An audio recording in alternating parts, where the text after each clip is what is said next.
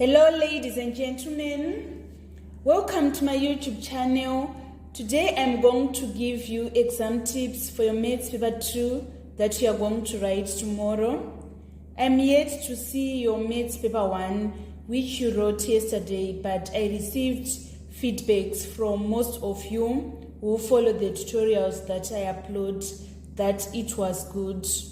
I just hope that even your paper 2 tomorrow is going to be awesome also. Before going through this paper, make sure you are ready to answer at least 5 questions from section B. It is quite obvious that you will see functional graphs, statistics, vectors, transformation, mensuration, linear programming, and trigs. Be read on 5 of these topics. I encourage you to start with section B as it requires highest level of accuracy. The moment you fail the first part, there is no way you are going to get other parts correctly because the answers are dependent on what you obtain in the first part. I uploaded exam tips on functional graphs, vectors, linear programming, transformation. Make sure you follow the tips in preparation for your exam tomorrow. Also, make sure you are ready to answer circle geometry and construction and locus. Those are obvious topics. I will go with you over this question paper. Take note, guys, this is not your final paper tomorrow. I'm just using it to guide you in your preparation for final exam. Number 1A is reading. Express as a single fraction in its simplest form, 3 3/4 minus 2 1/2. So make sure that you are perfect in adding, multiplying, subtracting, and dividing mixed fractions. So the first step is to always change the mixed fractions into improper fractions. 3 3/4 is going to be, we say 3 times 4 we get 12, 12 plus 3 we get 15. So it is going to be 15 over 4 minus 2 times 2 is 4 plus 1, we get 5 over 2. And then the next step is we need to find the lowest common multiple of the denominators. In this case it is 4. We say 4 into 4 it is 1. 1 times 15 we get 15. And then 2 into 4, it is 2. 2 times 5, we get 10. 15 minus 10 is equals to 5. 5 divided by 4 is going to be 1 1/4. We say 4 into 5, it is 1. Remainder 1 over 4. I hope you are ready to answer any question in mixed fractions. They can ask you about mixed fraction, or they can give you an expression with mixed signs, which is having the division sign, the multiplication signs, the additions, and the subtraction. So you just need to apply BODMAS in order to solve those questions. In the next question, we want to express as a single fraction 2a minus 5 over a minus 4 minus half. So this is known as algebraic fraction. An algebraic fraction is the one that have numbers and letters, for example in this case. So the way we worked out the first question is the same way we are going to work out this algebraic fraction. So we need to find the lowest common multiple of the denominators. It is 2 times a minus 4. And then we say a minus 4 into this expression, we are going to get 2. That 2 is going to multiply 2a minus 5. And then we say 2 into this expression, we are going to get a minus 4. So we say minus 1 times a minus 4. And then the next step, we want to remove the brackets. If we say 2 times 2a, we get 4a. 2 times minus 5, we get minus 10. Minus 1 times a is minus a. Minus 1 times minus 4 is positive 4. All over 2 times a minus 4 And then we need to add the like terms on our numerator. If we say 4a minus a, we are going to get 3a minus 10 plus 4, we get minus 6. So we are having 3a minus 6 over 2a minus 8. We can leave it in this state, or we can factorize it so that our numerator, we factor out 3 so that we remain with a minus 2. And then for our denominator, we factor out 2 so that we remain with a minus 4. So either we are going to leave our answer as 3a minus 6 over 2a minus 8, or we write 3a minus 2 over 2a minus 4. So make sure that you are perfect in algebraic fractions. You can add and subtract, and also you can do the division and multiplication of algebraic fractions. Let us move on to part B. Find the numerical value of d times n minus d squared, where n is equals to 4 and d is equals to half. So this is a question on substitution. Make sure that you are perfect in substitution. Usually substitution is applied in functional graphs on part A, where they are going to give you some missing value. And in order to find those missing value, you are going to use the substitution method. So make sure that you are perfect in substitution.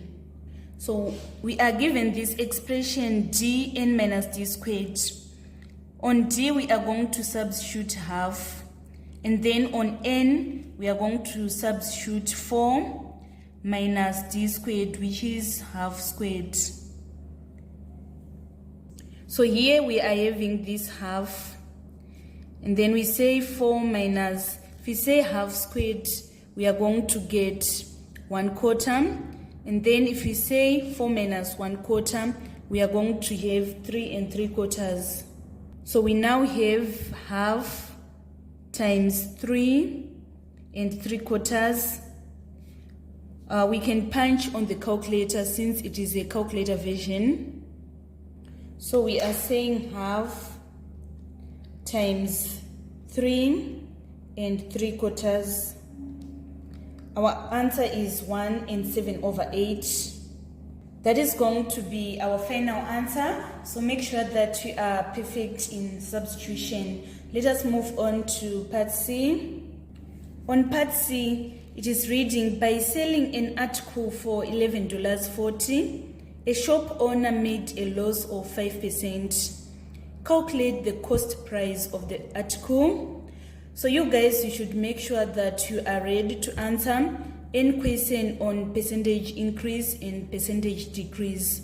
So in this case, the one that is taken is 100% is the cost price before loss or profit occurred. So we are going to say cost price is equals to 100%. We are told that a shop owner made a loss of 5%. So we need to subtract that 5% from 100%. So that we are going to obtain 95%. So we are saying 95% is equals to $11.40. We now need to apply proportion. If 95% is equals to $11.40, what about 100%? It is going to be more. So we say 100 over 95 times $11.40. Let us punch on the calculator. So 100 divided by 95 times $11.40, we are going to obtain our answer as $12. So this implies that the cost price was $12. So make sure, guys, you are perfect in percentage increase and percentage decrease question. If it was loss, if it was profit, we're going to add that profit on 100%. But in this case, it was loss, so we subtracted it from 100%. So our cost price is $12. We are done with number 1. This is how you obtain all the marks. you need to show the working, and also your work needs to be smart. Don't cancel. This is going to show that you are not confident of what you are doing. So make sure that your work is smart. Let us move on to the next question, which is number 2. Let us move on to number 2a. Factorize completely 2k squared minus 7k minus 15. So make sure, guys, that you are able to solve trinomials. You can factorize the trinomials. I'm going to show you how to factorize a trinomial using 2a part 1. First, we are supposed to multiply 2 times minus 15. We are going to get minus 30k squared. And then we need to find the factors of negative 30k squared, which when we add them, we are going to get minus 7k. These are minus 10k plus 3k. If we say minus 10 times 3, we get minus 30. If we say minus 10 plus 3, we get minus 7k. So we are going to rewrite minus 7k as minus 10k plus 3k. Next step, we are going to factorize in groups. For these first 2 terms, the highest common factor is 2k. We factor it out. We say 2k squared divided by 2k, we get k. Minus 10k divided by 2k, we get minus 5. And then for this group, the highest common factor is 3. 3k divided by 3 is k. Minus 15 divided by 3, we get minus 5. So we are going to write our answer is k minus 5 times 2k plus 3. This is how we factorize a trinomial. And then on part 2, we are supposed to factorize a term with 4 terms. In this case, we need to factorize in groups again. For the first 2 terms, the highest common factor is 2a. We factor it out, and then we are going to remain with m squared minus n squared. And then for these 2 terms, the highest common factor is b. So we are going to remain with m squared minus n squared, because if we say positive b n squared divided by negative b, it is going to be negative n squared. So our answer is going to be m squared minus n squared times 2a minus b. So this one needs to be factorized further. It is a difference between 2 squares. So we are going to have m minus n, m plus n, and then 2a minus b. This is going to be our final answer. On part B, we are given that Mary has 3x minus 4y and Diana has 2y minus x. We are supposed to write down in terms of x and y the simplified expression for the amount of money that Mary has more than Diana. So this is a question on consumer arithmetic. Make sure that you are perfect in consumer arithmetic. So here we are going to say 3x minus 4y minus 2y minus x, the amount that Mary has minus the amount that Diana is. Mary is 3x minus 4y, while Diana is 2y minus x. So we say 3x minus 4y minus bracket 2y minus x. So we have 3x minus 4y minus times positive, we get minus 2y, and then negative times negative, it is going to be positive x. 3x plus x is 4x. Minus 4y minus 2y, we get minus 6y. So this means that this is amount of the man that Mary has more than Diana. Let us move on to B part 2. Given that Mary has $12 and Diana has $8, find the value of x and the value of y. So here, this is a question on simultaneous equation. So make sure that you can solve simultaneous equations. we are going to say Mary has 3x minus 4y, which is equals to $12. And then Diana has $8, which is equals to 2y minus x. It now means that we have two equations which we are going to solve simultaneously. So we need our x to be in one column and our y to be in one column. So here we are going to write 3x minus 4y is equals to 12, and then minus x plus 2y is equals to 8. So let's say we want to eliminate y. We are going to multiply the first equation by 1 and the second equation by 2. If you say 1 times 3x, we get 3x minus 4y is equals to 12. And then 2 times minus x is minus 2x. 2 times 2y is plus 4y. 2 times 8 is equals to 16. So in order to eliminate y, we need a positive sign. So we say 3x minus 2x, we are going to get x. And then here it is going to be 0. And then 12 plus 16 is equals to 28. So it implies that the value of x is equals to 28. Next step, we want to find the value of y. We are going to substitute x in any of the equations above. Let's say we substitute it in the second equation. We are going to have 2y minus, instead of writing x, we write 28. This is equals to 8. So we are going to shift minus 28 to this side. It is going to be plus 28. So we have 2y is equals to 8 plus 28 is 36. We divide both sides by 2 so that our final answer is going to be y is equals to 18. Therefore, x is equals to 28 and y is equals to 18. So make sure that you are perfect in factorization and also you are perfect in solving simultaneous equations. Let us move on to number 3. Number 3a was a question on subject or formula. It is reading, given that t is equals to 11v over 6 plus 20, we are supposed to make v the subject of the formula. Make sure that you are perfect in making certain letters the subject of the formula. Here in this case, we want to make v the subject of formula. So I'm going to show you how we are going to attain that.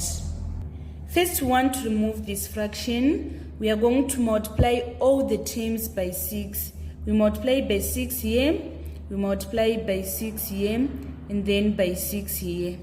Here we are going to have 16 is equals to 11v, because this 6 cancel this 6, plus 20 times 6 is equals to 120.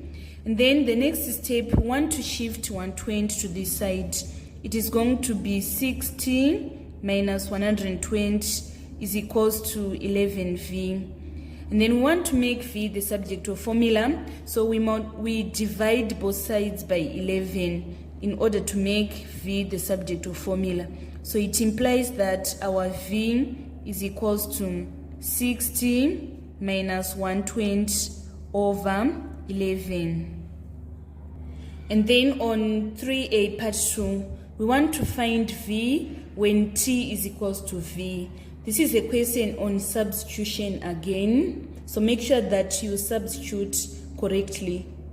We are supposed to find v when t is equals to v, so it means that we are going to substitute t by v, so that we have 6v minus 120 over 11. And then the next step, we need to multiply both sides by 11, so here that we are going to have 11v. We need to shift this 6v to this side. It is going to be 11v minus 6v is equals to negative 120. 11v minus 6v is equals to 5v, and 5v is equals to minus 120.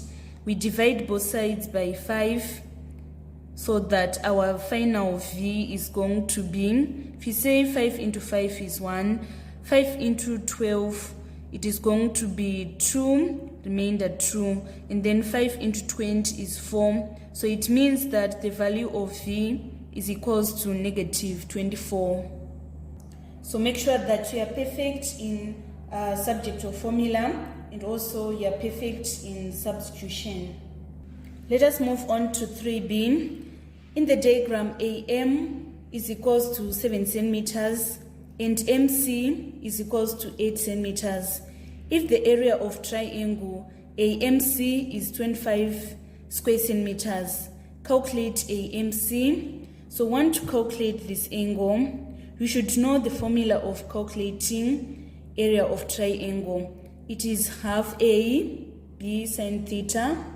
In this case, we are given that the area of triangle is 25. So we are going to put our 25 here. And then we have 7 and 8 as our A and B. So we write half times 7 times 8 sine theta. We want to make sine theta the subject of formula. So first we are going to say 2 into 2, 1, 2 into 8, it is 4. We have 25 is equals to 28 sine theta. So we are going to divide both sides by 28 so that our sine theta is going to be 25 over 28.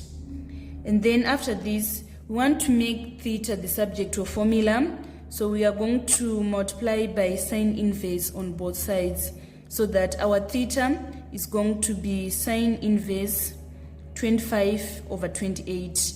So we need to punch this on the calculator. The answer that we are going to obtain is our angle AMC. So we say second function sine 25 divided by 28. We are obtaining 63.23 degrees. Here the degree of accuracy is not specified, so we are going to round correct to 1 decimal place in order to get 63.2 degrees. So our AMC is equals to 63.2 degrees, correct to 1 decimal place.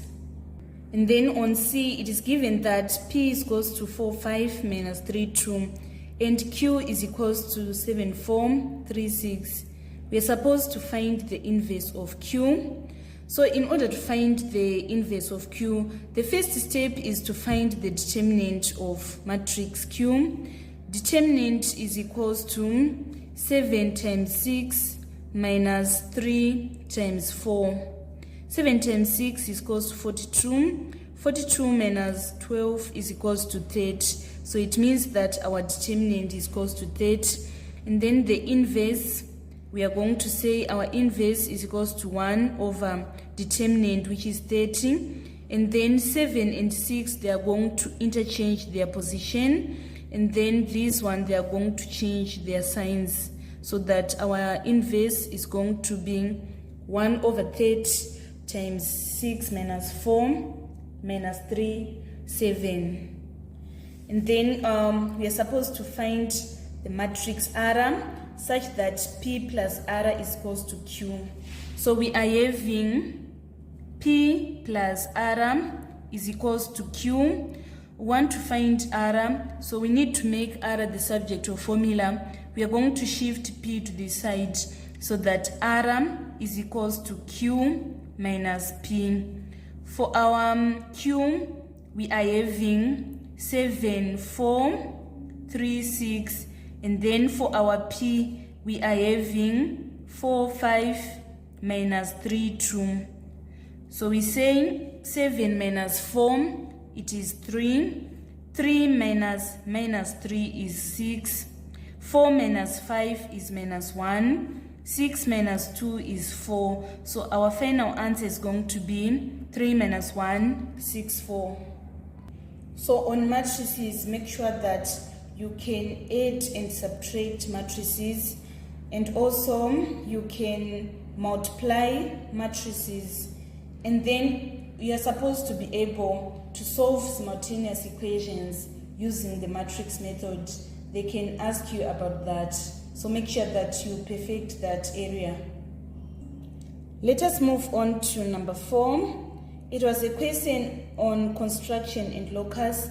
Make sure that you are perfect. It is quite obvious that you are going to do the construction, and usually the question on construction carries 10 marks and above. So make sure that you are perfect in construction and locus. So number 4 is reading. Answer the whole of this question on a sheet of plain paper. Use ruler and pair of compasses only for all constructions, and show clearly all the construction lines and arcs. On a single diagram, construct trapezium ABCD, in which AB is equals to 8.5 centimeters, ABC is equals to 120 degrees, BC is equals to 6 centimeters, CD is equals to 12 centimeters, and AB is parallel to DC. So first I'm going to measure the line AB. It is supposed to be 8.5 centimeters.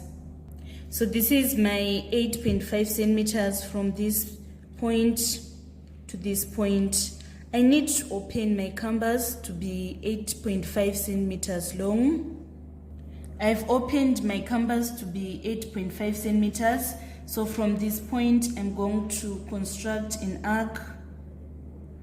And then from this point, I'm going to construct another arc.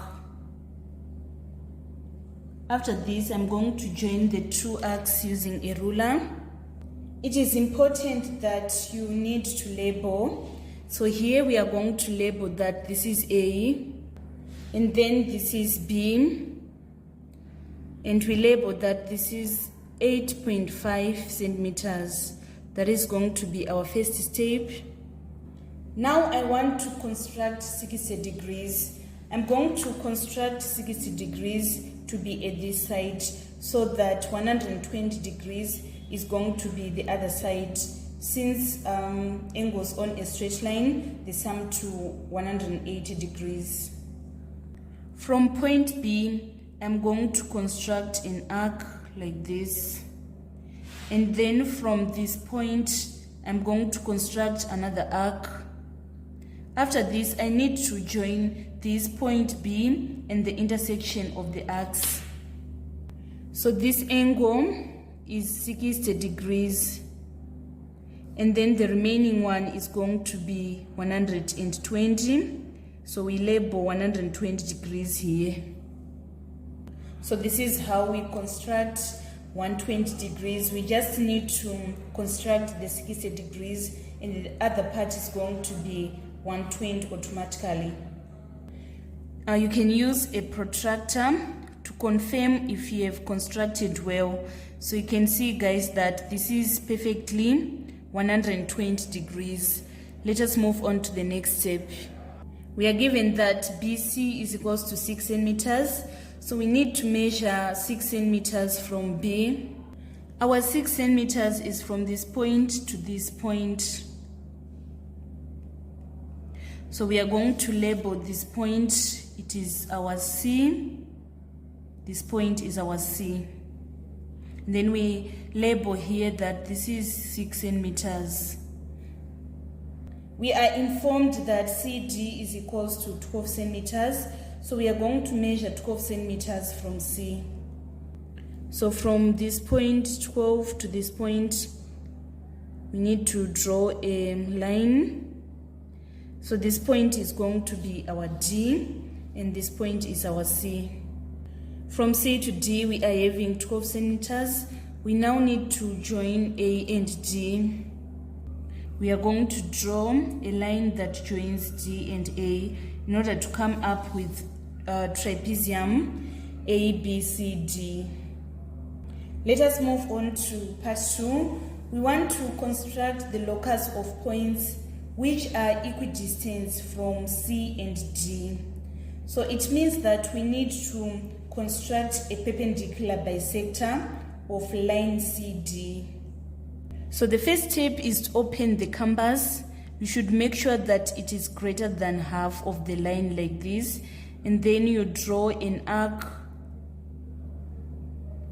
like this, and also another arc here. And then from point D, we are going to draw the arcs also. After drawing the arcs, we need to join the intersection of the 4 arcs. This is going to be our perpendicular bisector. So by doing this, we have constructed a perpendicular bisector of line CD. You can confirm using a ruler. Can you see, guys, that the length CD is 12 centimeters and our perpendicular bisector is exactly at 6 centimeters of the line? So it means that we have constructed a perpendicular bisector very well. And then on part 3, we are supposed to construct the circle of which CD is the diameter. So it means that for this circle, here is going to be our center of the circle. It has got a radius of 6 centimeters. So we need to open our compass to be 6 centimeters. We open like this from this point to this point. This is going to be our radius. And then after that, we need to construct our circle from the center. So we are going to have our circle like this. This is how we construct our circle. And then to the other side, I'm going to construct like this. So this is our circle. You can see, guys, that CD is the diameter. And then on part B, we are supposed to measure and write down CBD. CBD. So it means that we need to join B and D using a ruler. We are going to measure the angle CBD using our protractor, because the person is saying measure and write down the angle CBD. This is how we use our protractor to measure the angle. We are going to obtain our CBD as 90 degrees. So our CBD is 90 degrees. On part C, we are given that CD satisfies a certain locus. We are supposed to describe the locus fully. So we are saying that this CD is satisfying a certain locus. So we are going to measure from this point to this point. A, B, and DC, they are parallel lines, right? So we need to measure the distance between A, B, and DC. So we are having 5.5 centimeters. We are having the distance as 5.5 centimeters. So we are going to say DC is the locus of points 5.5 centimeters from AB. In the preparation for your locus tomorrow, make sure that you can now construct 90 degrees and then 45 degrees. We just know that 45 degrees is the angle bisector of 90 degrees. And then we are able to construct 60 degrees. And then 30 degrees is the angle bisector of 60 degrees. You are able to construct 120, and also you are able to construct 135 degrees. Usually, they are going to examine you on drawing these angles. So make sure that you are perfect in constructing these angles. And then if they say to you, locus of points from a fixed point, you are going to come up with a circle. And then if they say locus of points certain length from given line, for example, they're saying locus of points 3 centimeters from AB, we are going to construct parallel lines. And then if they say locus of points equidistant from 2 given lines, for example, here they were going to say the locus of points equidistant from AB and BC. You just need to know that it is an angle bisector. And then if they say locus of points equidistant from 1 given line, it is going to be a perpendicular bisector. For example, in this case, we are having our line CD, so the locus of points equidistant from C and D is going to be our perpendicular bisector. And then sometimes they are going to ask you to shade certain region. Make sure that you are capable to understand and shade the wanted region correctly. I think we are now ready to answer your question on locus tomorrow. Let us move on to the next question. Number 5a. In the diagram, K is 5 kilometers due east of M, D is 8 kilometers due south of K, and C is 10 kilometers due east of D. We are supposed to calculate the length of straight line MC. So first we are going to join M and C using a ruler. So want to find the length of straight line MC. This question is purely on trigs. So this is how we are going to work it out. We are going to join this portion and this portion to come up with a triangle. So here we are having 8 centimeters, 8 kilometers. It also implies that this is 8 kilometers. And then here we are having 5. So here we are going to have 5 kilometers. So we now have our, let's label this point N. We now have our NC is 15 kilometers and our MN is 8 kilometers. We can now find MC. So you should always know that for right-angled triangles, the slanting side is the height. So this is our height. You should always know that. And then opposite and adjacent, they depend on the angle. So we are going to apply the Pythagoras theorem to find MC. It said that height is equals to adjacent squared plus opposite squared. So we say height squared is equals to 8 squared plus 15 squared. So we say MC squared is equals to 8 squared is equals to 64, and then 15 squared is 225. If we say 64 plus 225, we are going to obtain our answer is 289. So we say MC squared is equals to 289. What about MC? It is going to be the square root of 289, which is equals to 17. So this implies that MC is equals to 17 kilometers. And then on part 2, we want to find the bearing of C from M correct to the nearest degree. So you should know that bearing is measured from the north. We want to find the bearing of C from M. So we want to find this angle. So we are going to find this angle first. We need to calculate this angle first. We are given the adjacent and also we are given the opposite. So we are going to use the trig ratios and say tan theta is equals to opposite over adjacent.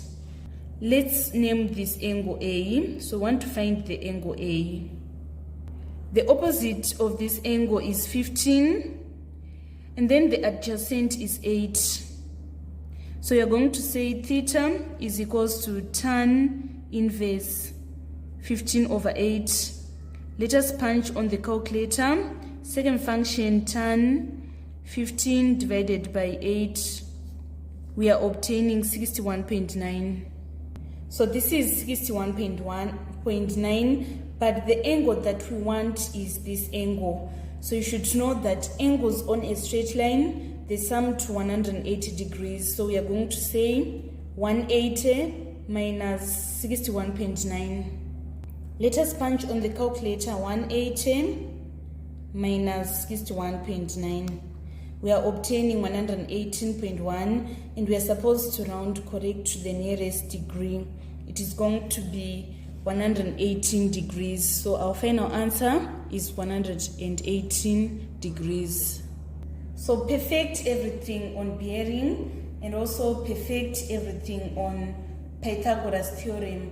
Make sure, guys, that you only apply Pythagoras theorem and trig ratios, that is Chashotao, when you are given right-angled triangle only, and the right-angled triangles are those with 90 degrees. So make sure that you don't apply Pythagoras theorem and trig ratios on triangles which are not right-angled triangle. You're going to get your answers wrong if you apply Pythagoras theorem and trig ratios on triangles which are not right-angled triangle. And if you're saying right-angled triangles, we mean those angles with 90 degrees. For example, in this case, this is our 90 degrees. These are right-angled triangles. There is high probability that you are going to see a question on psychogeometry. If you look in November 2022 and November 2021, the question on psychogeometry was on number 1, carrying 7 marks. You never know, that is now they are trained that number 1 is on psychogeometry. No matter how complicated the shape may look, please don't panic. Try to use the information that you are given before attempting the question. For example, in this case, this is a semicircle. We can see that an angle in a semicircle is 90 degrees. So we are going to label 90 degrees here. This angle is 90 degrees. And we can see, guys, that here we are having 32 degrees. This is also going to be 32 degrees because we need to apply that theorem that says the angle that lies between a tangent and a chord is equal to the angle subtended by the same chord in the alternate segment. So here we are having 32. It implies that also here we are going to have 32. And you guys, this is a radius. It means this side and this side, they are equal. So here we are going to put our 32 also here. And then to find this overall angle, we say angles in a triangle, they sum to 180. So we say 180 minus 32 plus 32. We are going to obtain 116. And then 116 divided by 2, we are going to get 58. So here we are having 58. And also here we are having 58 degrees. And then you guys, you should know that the angle that lies between a radius and a tangent is 90 degrees. So here we are having 32. We can find this angle. We say 90 degrees minus 64, which is equals to 26. So we are having 26 degrees here. You should also know that this is a radius. From P to O we are having a radius, and also from R to O we are having radius. This implies that we are having 26 degrees also, because the radius, they are going to form a isosceles triangle with 2 equal angles. It means we can calculate this angle. We say 180 minus 26 plus 26, which is equals to 128. So this angle is 128. You can also calculate this angle. We say opposite angles of cyclic quads, they are equal. So here we say 180 minus 58 plus 58 in order to get this angle PSR. So 180 minus 58 plus 58, we are obtaining 64. It means that here we are having 64 degrees. Can you see, guys, that all the angles are now available? Let us move on to the question. We are given that PRQ is equals to 32 degrees. We are supposed to calculate QPT. So it is important to understand the angle that they want you to calculate. QPT is this angle. So we find it already. We said QPT is equals to 32 degrees. This is how we are going to present our solution. We say QPT is equals to PRQ, which is equals to 32 degrees, because angle that lies between a tangent and a chord is equal to angle subtended by the same chord in the alternate segment. Next question is requiring us to find QPS. So here we have 90 degrees and this 32. This is a cyclic quad because all its corners are touching the circumference. So we say opposite angles of cyclic quad, they sum to 180 degrees. So to get QPS, we are going to say 180 minus 90 plus 32. If we say 180 minus 122, we obtain our answer as 58 degrees. So the theorem is opposite angles of cyclic quad are supplementary. You can confirm, guys, if you say 32 plus 26, you are going to get that 58 degrees. Next, we want to calculate PSR. PSR is this angle. So for us to get this 64, we are going to say opposite angles of cyclic quad, they are supplementary. Here we are having 58 and 58. So to get PSR, we say 180 minus 58 plus 58. So PSR is equals to 64 degrees. Opposite angles of cyclic quad are supplementary. Finally, we want to find PRO. So PRO is this small angle. We obtained 26 before. So this is how we calculate this 26. We are having QO as our radius and also RO as our radius. It implies that here we are having 58. This whole angle is 58. So to get PRO, we are going to say 58 minus 32, which is equals to 26 degrees. That was all about circumgeometry. So make sure, guys, that you are perfect in circumgeometry and obtain all your marks. You just need to apply the theorems correctly in order to find the answers. And also, before attempting the question, try to complete the diagram with the information that is given. Number 6a, find the equation of a straight line which passes through P, which is 3 minus 4, and Q, which is minus 1, 2. So you guys make sure that you are perfect in coordinate geometry. You can find the gradient and also you can find the equation of straight line. So here, we first need to calculate the gradient. We are going to say gradient is equals to change in y over change in x. So for our y, we say minus 4 minus 2. And then for our x, we say 3 minus 1. Minus 4 minus 2 is minus 6. 3 minus 1 is 4.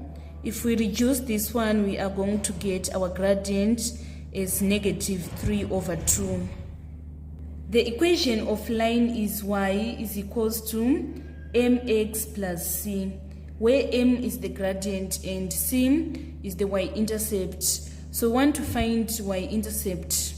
We are going to take n of the coordinates. Either we take this minus 1, 2, y is 2, gradient is minus 3 over 2, and then x is minus 1. We want to find the value of c. So here we are having 2, and then minus 3 over 2 times negative 1. We are going to get 3 over 2 plus c. We are going to shift this positive 3 over 2 to the side so that we are having 2 minus 3 over 2. Let us punch on the calculator. We want to subtract 2 minus 3 over 2. We are going to get half. So it means that our c is equals to half.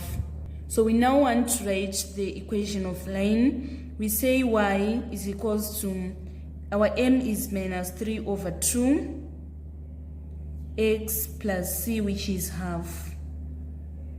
This is going to be the equation of the line.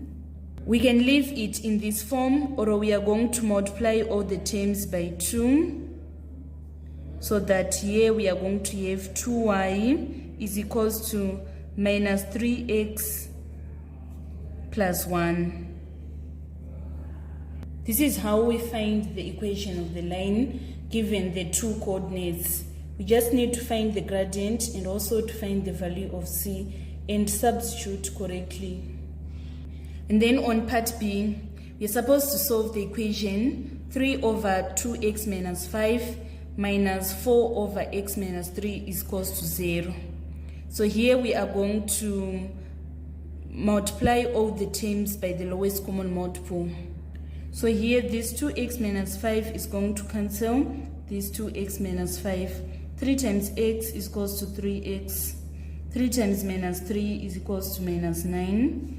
And then this x minus 3 is going to cancel this x minus 3, so that we have minus 4 times 2x is equals to 8x. 4 times minus 5, we are going to have minus 20. This is equals to 0. 3x minus 8x is equals to minus 5x. Minus 9 minus minus 20, we are going to get plus 11. This is equals to 0. We are going to shift minus 5x to this side, so that we have 11 is equals to positive 5x. We divide both sides by 5, so that our final answer is going to be x is equals to 11 over 5, or we say 5 into 11, it is 2, remainder 1 over 5. So we write either 11 over 5 or 2 and 1/5. So make sure that you can solve equations that are involving algebraic fractions. Number 6C was a question on similarity. In the diagram, ABCD is a cyclic quadrilateral in which AC and BD intersect at P. AP is equals to 3 centimeters, PC is equals to 4 centimeters, and BP is equals to 6 centimeters. We are supposed to name in correct order the triangle that is similar to triangle APD. So if you are doing circumgeometry, we say angles in the same segment are equal. So we are having this APD. This angle is also equal to this angle. So we are going to write our first B, and then this P is equals to this P again, and then this G is equal to this C, because angles in the same segment are equal. So it means the angle that is the triangle that is similar to triangle APD is BPC. And then on to find the ratio of area of triangle APD over area of triangle CPD. We are having our AP as 3 centimeters and we are having our CP as 4 centimeters. This is the ratio for length. So in order to find the ratio of area, we are going to square the ratio of length. It is going to be 9 over 16. And then on part 3, given that the area of triangle CPD is equals to 8 square centimeters, calculate the area of the quadrilateral ABCD. So here we are given this area of CPD as 8 square centimeters. We are going to use this information to find the area of other triangles, and then after that we need to add the area of the total triangles to come up with the area of quadrilateral ABCD. In this case, we are given the area of CPD, and then the ratio of area of CPD, it is of APD to CPD is 3:4 squared, which is 9 over 16. So this is the bigger triangle since it is 4, and this one is the smaller triangle since it is 3. So we are going to say we are having our scale of area is 9 is to 16. 16 is representing 8 square centimeters. What about 9? It is going to be less. So we say 9 over 16 times 8 in order to find the area of triangle APD. 9 over 16 times 8. 8 into 8, 1. 8 into 16, we get 2. 2 into 9, it is 4.5. So it means that the area here is 4.5 square centimeters. So previously we said APD is similar to BPC. This is what we obtained here. So it implies that AP is also similar to BP. PD is also similar to PC. And then AD is also similar to BC. We are given both the length for AP and BP in the ratio of 3:6. This is the ratio of length. So for the ratio of area, we need to reduce this one. It is going to be 1:2. So for the ratio of area, we are going to square the ratio of length so that it is going to be 1:4. Using these 3 and 6, it means that this is the smaller triangle and then this is a larger triangle. So we are going to say this 3 is representing, so it is 1 is representing this 4.5. What about 4? It is going to be more, so we say 4 over 1 times 4.5 in order to find the area of this triangle. Let us punch on the calculator. 4 times 4.5 is equals to 18. So it means that the area of the triangle BPC is equals to 18 square centimeters. Finally, we want to find the area of this triangle. So we want to find the triangle which is similar to BPA. So write BPA is similar to this B is equal to this C because angles in the same segment, they are equal. And then we have our P here. And then we have this A. This is similar to this D because angles in the same segment are equal. So it means BPA is similar to CPD. We are given the dimensions for BP, which is 6, and also CP, which is 4. So this means that this is the ratio of length. Let us minimize it. It is going to be 3:2. This is the ratio for length. Ratio of length. And then ratio of area. We are going to square the ratio of length. It is going to be 9:4. So we are saying BP is greater than CP. So it means this triangle is bigger than this triangle. So the bigger 9, we want to find for the bigger 9. So we are saying 4 is representing 8 square centimeters. What about 9? For 9, it is going to be more. So we say 9 over 4 times 8. 4 into 4, 1. 4 into 8 is 2. 9 times 2 is equals to 18. So here we are getting 18. Now we have the area of all the triangles. We are going to sum them in order to find the area of the quadrilateral ABCD. So we are having 18 plus 18 plus 8 plus 4.5, which is equals to 48.5. This was the complete solution for similarity that was in June 2012. We are done with section B. With section A, on section B, I'm not going to work all the questions, but I'm going to give you the tips because of time. I worked some of the questions in section B, so I'm going to explain to you how I managed to find the answers. So on 7A, we are supposed to find GEF.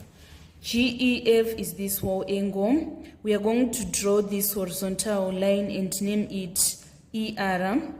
So it implies that here we are having 52, and also here we are also going to have 52 because parallel lines, they form Z angles which are equal. And also here we are having 24. Here we are going to have 24 again. So the overall angle is going to be 76 degrees. And then on part B, we are supposed to find the length of GE. This is the length that we are supposed to find. In this case, we are given the ED and this angle 52 degrees. We are supposed to calculate GE. We are going to apply the trig ratios, which is sine theta is equals to opposite over hype. So we say sine 52 is equals to 6 over GE. We need to make GE the subject of formula. We are going to divide both sides by sine 52 and obtain our GE as 7.61 meters. And then on B part 2, we want to calculate FG. FG is this side. Now we are having our EG as 7.61 meters. We can apply the cosine rule of finding sides. We say G squared plus F squared minus 2GF cos E is equals to E squared. So here we say E squared is equals to 9 squared plus 7.61 squared minus 2 times 9 times 7.61 cos 76. If we say the square root of that, we are going to get 10.3 meters. So make sure, guys, that you don't round off earlier.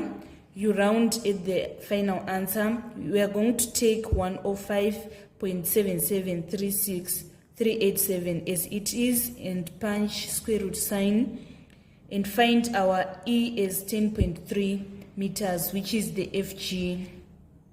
And then finally on part C, the angle of depression G from E. So this is the angle of depression. We are going to first find GFE. Either we are going to use the sine rule of finding angles, or we are going to use the cosine rule of finding angles. So in this case, I used the sine rule of finding angles in order to find EFG. So if we apply the sine rule of finding angles, we are going to obtain our EFG as 45.8.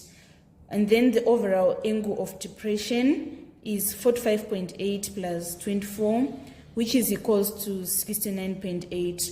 So you guys make sure that you understand the cosine rule of finding sides, the cosine rule of finding angles, the sine rule of finding sides, the sine rule of finding angles, and also you understand the concepts of depression and elevation.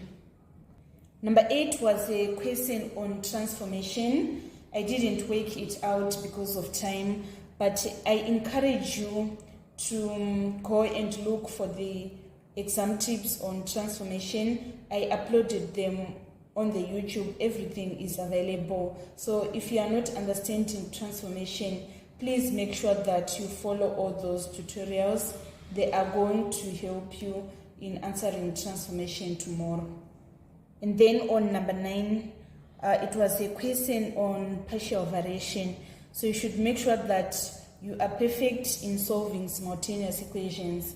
Usually the questions on partial variation, they require solving using the simultaneous equation method. So we are given that R is equals to C plus dV squared, where C and D are constants. Given that R is equals to 4 when V is equals to 20, and then R is equals to 10 when V is equals to 40. We are supposed to find the value of C and the value of D. So in order to find these values, we need to solve the two equations simultaneously. Make sure that you substitute correctly. We are going to say 4 is equals to c plus d 20 squared, and then 10 is equals to c plus d 40 squared. And we are going to solve simultaneously, so that if you use the elimination method, let's say we want to eliminate c, we need a negative sign. 4 minus 10 is minus 6. 400 minus 1600 is negative 1.2. So if we divide both sides by negative 1.2, we are going to obtain our d is 0,005. And then we are going to substitute that 0,005 in either in the first equation or second equation. I substituted it in the first equation and I obtained c is 2. Therefore, c is equals to 2 and d is equals to 0,05. And then on part 2, we are supposed to find v when r is equals to 3. So we are going to substitute 3 on r. We need to make v the subject of formula. It is going to be v is equals to the square root of 200, which is equals to 14.1. And then part B was a question on vectors. If you are finding vectors a difficult topic, I kindly encourage you to look for the tutorial that I uploaded on vectors. It will greatly help you in your preparation for the exam tomorrow. So here we want to express in terms of A and or B, OH. We want to move from O to H, and then we are given that OH is to HA is 1:2. This implies that OH is 1/3 of OA. We add our ratios to get 3. So it means OH is 1/3 of OA. We are given that OA is 3A. So we are going to say 1/3 times 3A in order to get our OA as A. And then BA, we want to move from B to A.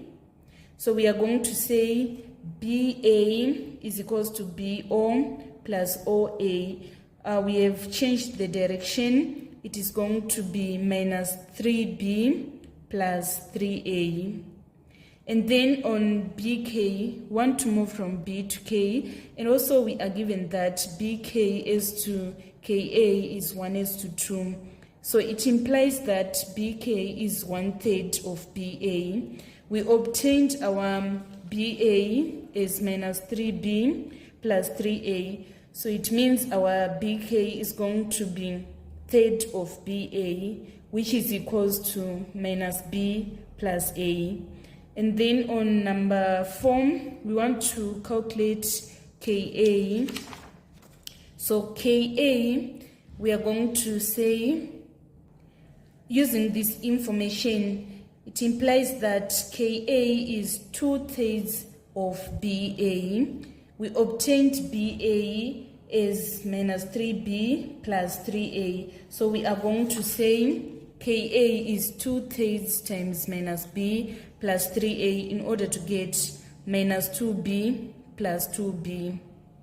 Sorry, let me correct. It is minus 2B plus 2A. And then we want to find HK. To move from H to K, we are going to say HO plus OB plus BK. So here we are having OH, which is A, but from HO, we have changed the direction. It is going to be minus A, and then OB is 3B. BK, we take this minus B plus A. So it implies that if we add the like terms, we are going to remain with HK as 2B. And then on part 2, we want to write down the ratio HK over OB. We obtained HK as 2B and then OB as 3B. So we are going to write 2/3, which is equals to 2:3. And then on number 10, it is requiring us to solve the equation 3q squared minus 5q minus 5 is equals to 0, giving answers correct to 2 decimal places. Make sure that you can answer this question. It is usually examined in paper 2, carrying 5 marks. So you just need to apply the quadratic equation.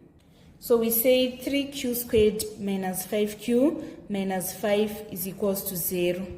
The quadratic formula is minus b plus or minus b squared minus 4ac over 2a. So a is the coefficient of q squared, which is 3, and then b is the coefficient of q, which is minus 5. C is minus 5. So we are going to substitute correctly and obtain our answer as 2.37 or negative 0.70. Number 10b was a question on mensuration. We're supposed to calculate the common radius of the solid, which is this radius. So we are going to apply the Pythagoras theorem. This is our height. So we say 4.81 squared, and then to find the height, we say 5.5 minus 2.2, which is equals to 3.3. So we are going to say 4.81 squared is equals to r squared plus 3.3 squared.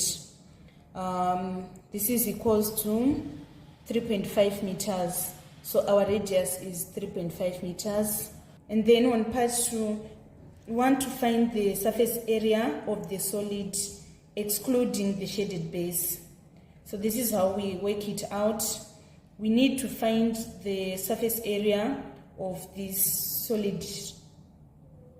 So here we are having two shapes. We are having a cone. This is the cone and this is a cylinder.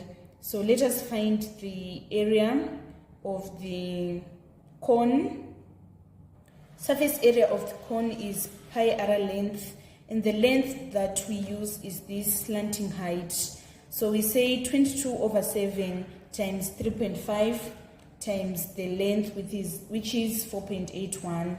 We are going to obtain 52.91 square meters. And then we need to find the curved surface area of a cylinder. It is 2 pi rh. So we say 2 times 22 over 7 times 3.5 times the height, which is 2.2. So that we are going to obtain 48.4 square meters.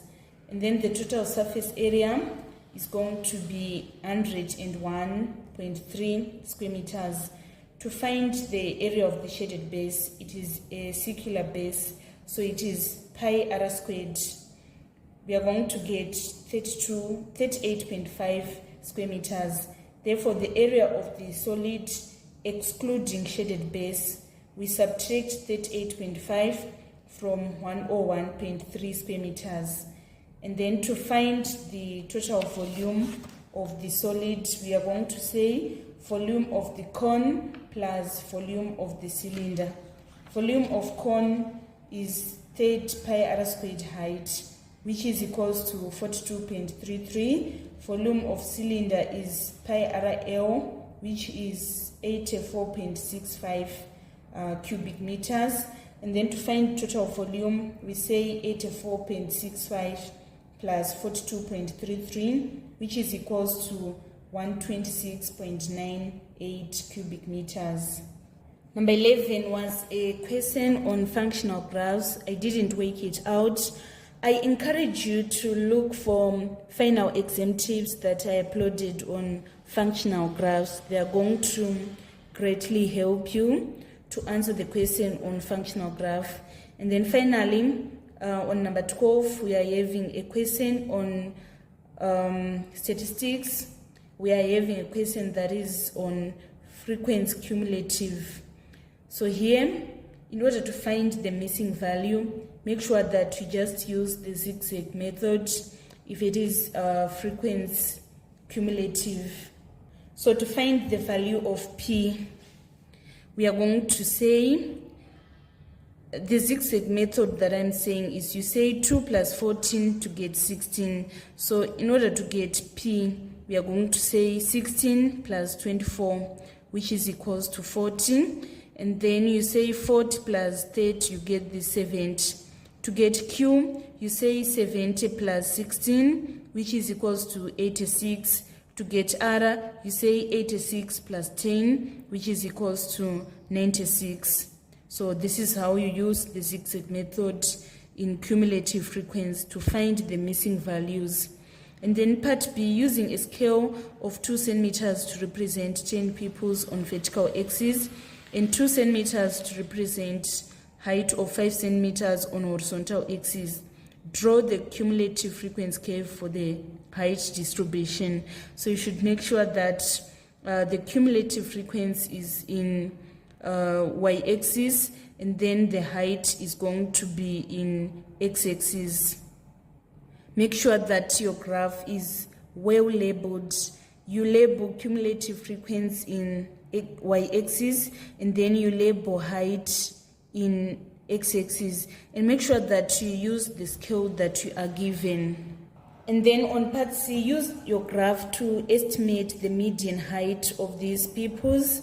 So you need to find the half of your total cumulative, and then you need to have a dotted line that is going to be from that cumulative frequency, which is at the half. You draw it till it reaches the cumulative frequency, and then you find the x value that is in line with that point that is going to be the median. For example, in this case, the total frequency was 15 and the half was 25. I have to draw a dotted line from 25 till it reaches the cumulative frequency, and then I look for the x value that is in line with that point. So I obtained the median is 12.4. And then on part D, calculate the approximate mean height of these pupils correct to the nearest centimeters. Make sure, guys, that you are perfect at calculating approximate mean. You are always going to find the question on finding approximate mean carrying 3 marks. So make sure that you are perfect. To find the approximate mean, we are going to use this information where we are having height in centimeters and also the frequency. So this is how we calculate. We need to find the midpoint of this. We say 110 plus 115 divided by 2, and we multiply by 2. And then here we say 115 plus 120 over 2 times 14. Here we say 120 plus 125 divided by 2 times 24, following that pattern. And then after that, we need to divide the total by the total frequency. So this is the formula of calculating the mean height. You say summation of midpoints times frequency over total frequency. That is how you obtain an estimate of the mean height. And then on part E, 2 pupils are chosen at random from this group. Find the probability that both of them have a height of more than 125 centimeters, but not more than 135 centimeters. So be prepared to answer a question on probability. So in this case, since they are taking from both of them from the height of more than 125 centimeters, but not more than 135 centimeters, the denominator of the probability is going to be affected. So want to find the probability that both of them have a height of more than 125 centimeters. So here, that is where we are going to get height more than 125 centimeters, but less than 135 centimeters. So we are going to say 30 plus 16, which is equals to 46 over 100. That is the probability of the first people. And then for the second, it is going to be 45 over 99. So we say 46 over 100 times 45 over 99. That is going to be our answer. Thank you so much, guys, for following me on this channel. I wish you all the best in your final exam tomorrow. Please don't forget to subscribe, like and share my videos. I love